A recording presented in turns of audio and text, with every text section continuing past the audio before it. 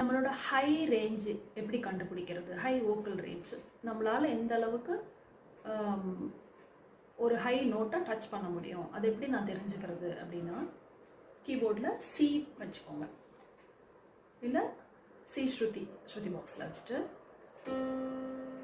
அதோட பேஸ் சா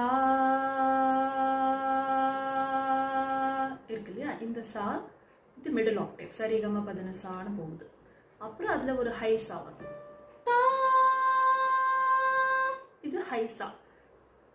இந்த சால இருந்து சரிகம பா,